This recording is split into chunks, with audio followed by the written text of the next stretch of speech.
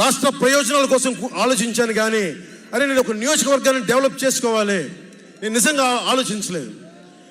నేను ఒకటే అనుకున్నా, నేను ఇంతమంది కోసం పనిచేస్తున్నప్పుడు నా కోసం ఆలోచించే ఒక నియోజకవర్గంలో ఉండి కొంతమంది పనిచేస్తారని ఆశించాను. దురదృష్టం అనుకున్నంత పని చేయలేకపోయారు. సంతోషం. ఒక నియోజకవర్గం వ్యక్తిని కాదు నేను. ఓడినప్పుడు మీతోనే ఉంటాను, గెలిచినప్పుడు మీతోనే ఉంటాను. నేను ఎక్కడి నుంచి పోటీ చేసినా సరే. పవన్ కళ్యాణ్తో స్నేహం అంటే చచ్చేదాకా. పవన్ కళ్యాణ్తో శత్రుత్వం అంటే అవతల వాడు చచ్చేదాకా. ఇద్దరు కలిస్తే చూడలేడు, నలుగురు నవ్వుకుంటే చూడలేడు, 10 మంది పచ్చగా ఉంటే భరించలేడు. ఏమంటారు అలాంటి వాడిని? చెల్లిని గోడకు పెట్టి కొట్టేవాడిని ఏమంటారు? తల్లిని చెల్లిని దూరం పెట్టేవాడిని ఏమంటారు? ప్రజల్ని కష్టాలు పెట్టేవాడిని ఏమంటారు? ఓ దాష్టీకుడు, ఒక సైకో అంటాం. జగన్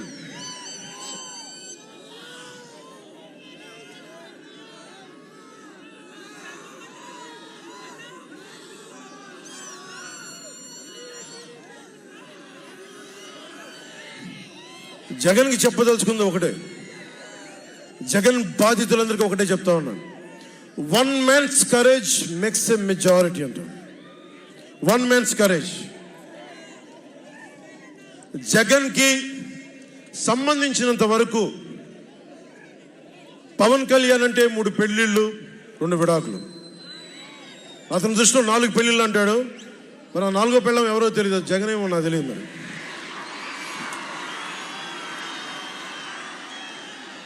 నాకు ఇదే విసుగొస్తుంది. జగన్ లేని 4వ పెళ్ళవుటే నువ్వేరా.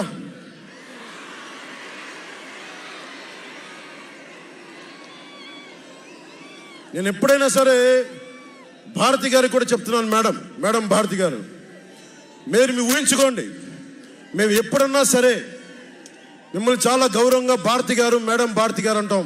మీ ఆయన ఇంత నీచంగా ప్రవర్తించినా కానీ, చంద్రబాబు గారి సతీమణి కానీ, నియోజకవర్గంలో ప్రతి ఒక్కరిని ఇబ్బంది చేసినా కానీ, నా ఇంటి సతీమణి నన్నా కానీ పెళ్ళాలను సంబోధిస్తాడు.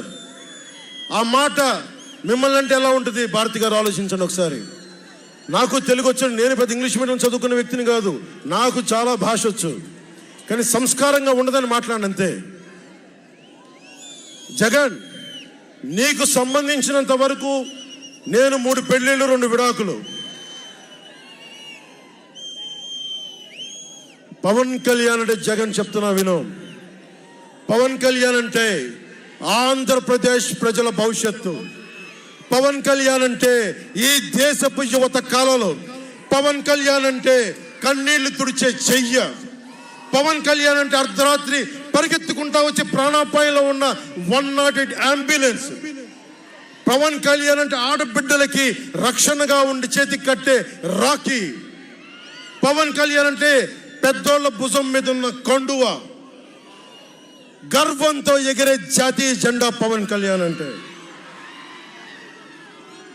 కళ్యాణ్ అంటే నిన్ను నట్టేటను ముంచే తుఫాన్. గుర్తుపెట్టుకో, నిన్ను అధాపాతాళానికి తొక్కే వామనుడి పాదం పవన్ కళ్యాణ్ అంటే గుర్తుపెట్టుకో. ఇందాక చెప్పాను కదా, 1 man's courage makes a majority అని. ఒక అర్ధరాత్రి కికారణ్యంలో అడవులు, సింహాలు, పులులు, తోడేళ్లు, గుంటనక్కలు తిరిగే చోట ఒక్కడు వెలిగించిన కాగడ అడవిని జయిస్తుంది. ఒక్కడు వెలిగించే కాగడ అడవిని జయిస్తుంది. ఒక్కడి ధైర్యం, ఒక్కడి సాహసం, ఒక్కడి ప్రతిఘటన కొన్ని కోట్ల మందికి తిరగబడే ధైర్యాన్ని, బలాన్ని ఇస్తుంది. మహాత్మా గాంధీ, అల్లూరి, నేతాజీ, బాబాసాహెబ్ అంబేద్కర్ ఇలాంటి మహానుభావులు ఎందరో స్ఫూర్తిని తీసుకొని వారి అడుగు జాడల్లో నేను ఒక్కడే 2014లో ఒక గొంతుకెత్తాను, ఒక్క అడుగు ముందుకేశాను, ఒక్క ప్రతిఘటన చేశాను, ఒక్క యుద్ధం మొదలుపెట్టాను. అది 2024కి. అక్కడ దూరంగా ఉన్న వాటి మీద ఎక్కి ఉన్న జన సైనికులు, విదేశాల్లో కూర్చున్న తెలుగు ప్రజలు, ఎక్కడో టీవీల్లో వీక్షిస్తున్న మహిళలు, పెద్దలు, పిన్నలు ఉద్యోగం మరి ఆపేసి, పని పక్కన ఆపేసి టీవీలో కూర్చొని చూస్తున్న ఈ ఉపన్యాసాన్ని చూస్తున్న ఒక సగటు యువకుడు,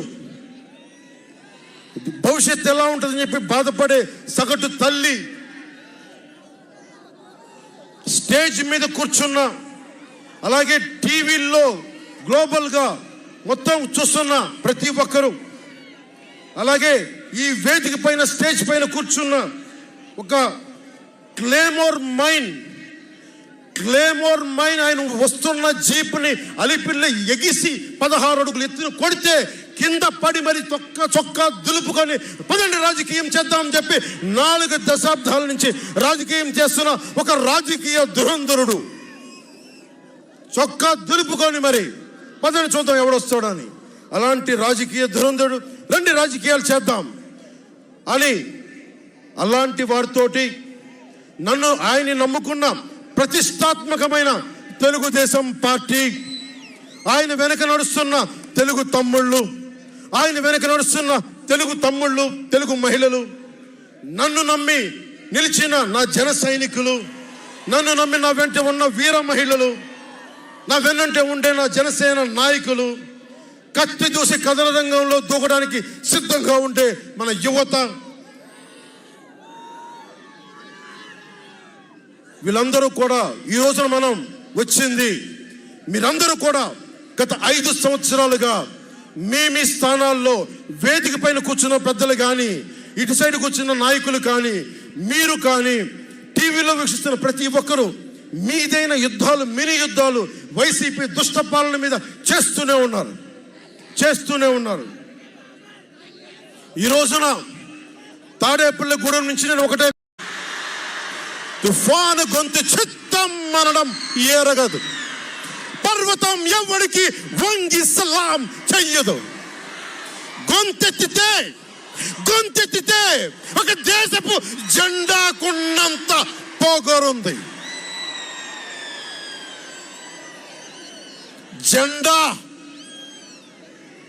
జెండా సభ ఎందుకు పెట్టాను? మీరు మోసే తెలుగుదేశం జెండా కానీ, జనసేన జెండా కానీ మన పోరాటానికి స్ఫూర్తి, మన విజయానికి స్ఫూర్తి. 2024లో మన పొత్తు విజయానికి స్ఫూర్తి మన జెండాలు. అందుకే ఇది జెండా సభ పెట్టాం. ఎన్నికల్లో బూతుల్లో వైసీపీ రౌడీలు, గూండాలు బూత్ క్యాప్చరింగ్ చేస్తే ఆ జెండాని మడత పెట్టి కర్ర తీసుకొని ఎదుర్కొనేలాగా, అందుకని జెండా సభ పెట్టాం.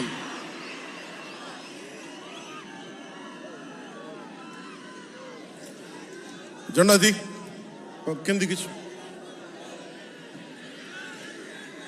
వైసీపీ పాలనలో జగన్ కళ్ళ ప్రకారం అభివృద్ధికి ఒక మచ్చ తునక, ఒక చక్కటి గీటురాయి. ఆంధ్రప్రదేశ్ రోడ్ల మీద పాలు పోస్తే ఎంత క్లీన్గా ఉంటాయంటే మన గిన్నెల్లోకి పాలు ఎత్తుకోవచ్చు, అంత క్లీన్గా ఉంటాయి. చక్కగా శుభ్రమైన రోడ్లు, గుంటలు లేని రోడ్లు, తెల్లటి పాలు పోసినా కానీ తిరిగి మన గిన్నెలోకి ఎత్తుకోవచ్చు. అది వైసీపీ నాయకుడు చెప్పేది.